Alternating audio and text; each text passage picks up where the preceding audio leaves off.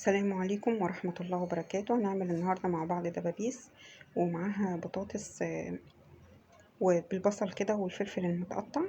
دي الدبابيس حطيت عليها قوطة مقطعة وفلفل أخضر، وهنزل عليهم بعد كده بالبطاطس. ودلوقتي هحط البصلاية اللي أنا تبلتها بالملح والفلفل، وهرفعهم بعد كده على النار. لما تدخل في السوا هروح مدخلها تحت الشواية شوية كده. ده بعد ما طلعت من تحت الشواية هعمل بقى جنبها شوية رز معمر. ده طاجن ودهنته بالسمنة كويس، وده الرز نص كيلو رز تقريبا كنت غسلاه وملحته. بعد كده هنزل عليه بالسمنة، بس بعد ما احطه بقى في الطاجن. هنزل عليه الاول دلوقتي بالملح بس، وهقلبه تقليبة كويسة قوي عشان مش هيتقلب تاني طبعا في الفرن.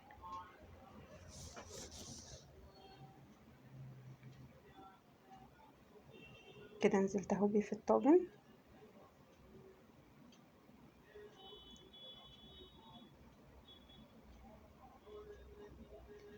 هحط بقى معلقة سمنة فوق الوش كده، اي نوع سمنة، لو عندك زبدة يكون احسن، يعني تبقى احلى مع الرز المعمر. واقلب تقليبة كده حلوة.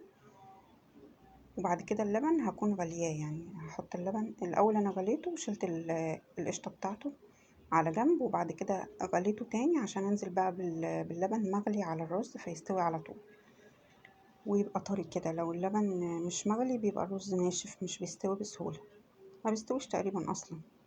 كده بقى ادخله الفرن من تحت، مش هحطه على الشبكة.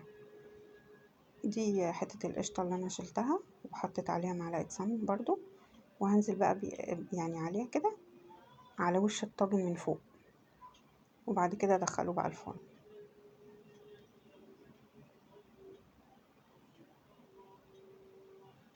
كده دخلته بعد ما حطيته من تحت استوى، طلعته بقى من فوق ولعت الشواية، خد الوش ده كده.